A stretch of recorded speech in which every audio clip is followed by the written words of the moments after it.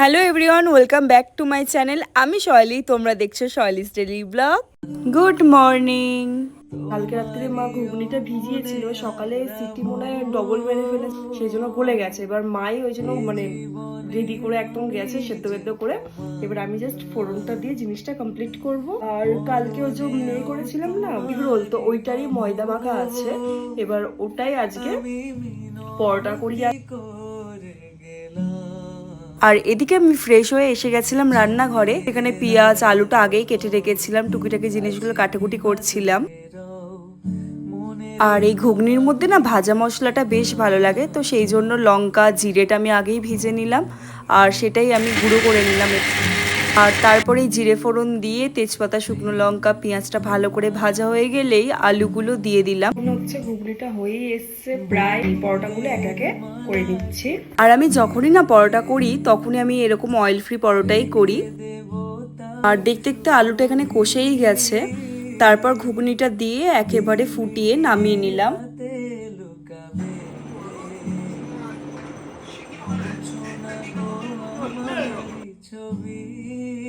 আমি যেই বাইরে বেরিয়েছি দেখা মাত্রই বলু কিন্তু পিছন পিছন চলে এসেছে।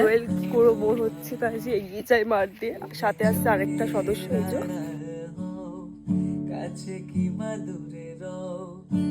আর ভলু যেহেতু রাস্তায় থাকে, ও কিন্তু ওরকম সাহস পায় না বাড়ির ভেতর ঢোকার। তো আগের দিনই সারা রাত্রির বাড়ির বারান্দাতেই শুয়েছে ও। আর যত গল্প জমে থাকে না, মা আসা মাত্রই সেই গল্পগুলো মন খুলে করতে থাকি। আর দূর থেকে না বাছুরটাকে ঠিক হরিণের বাচ্চার মতো লাগছিল, তো অনেকক্ষণ ধরে আমি চেয়ে দেখছিলাম। কি হয়েছে, সব গুছিয়ে দিয়েছিস? পারফেক্ট করে দিয়েছি তোমাদের।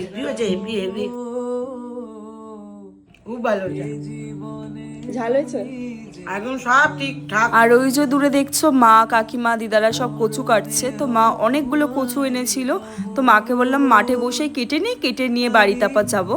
আর অতগুলো বেলফুল কিন্তু আমাদের গাছেই হয়েছিল আজ। আর আগের ভিডিওতে তোমরা জেনেছো যে বাবা হচ্ছে একটা দাদুর বাড়ি গেছিল, তো ঝুম্পা কাকিমাদের বাড়ি থেকে অনেক বাবা মাছ ধরে এনেছে। অনেকগুলো শোল মাছ এনেছে, রুই মাছ, মোচা চিংড়ি, তেলাপিয়া মাছ। 25 কেজি মাছ লোকে দিয়ে দিয়েছে অমনি। আর বাবা যেহেতু সারাদিন ধরেই মাছ ধরেছে, তো হাতে চারিদিকে মাছের কাঁটা মেরেছে। আর বড় মাসি, কাকিমা ওরা এতই ভালোবাসে, যখনই বাবা যায় বা আমরা যাই ডিম হচ্ছে মাছ, কারণ আমার মা হচ্ছে ভীষণ ভালোবাসে ডিম খেতে। তো এখানে দেশি মুরগির ডিমগুলো পাঠিয়েছিল। আর তারপর মায়ের হাতে হাতে আমি ছোট মাছগুলো বাছতে শুরু করলাম। মা এখানে এতগুলো মাছ একসাথে বাছছিল, আমিও কিছুটা হেল্প করলাম। তারপর মা কাজে চলে গেছিল। আর রাতের রান্নাটা আমি এখানে সারছিলাম। শোল মাছের ঝাল করে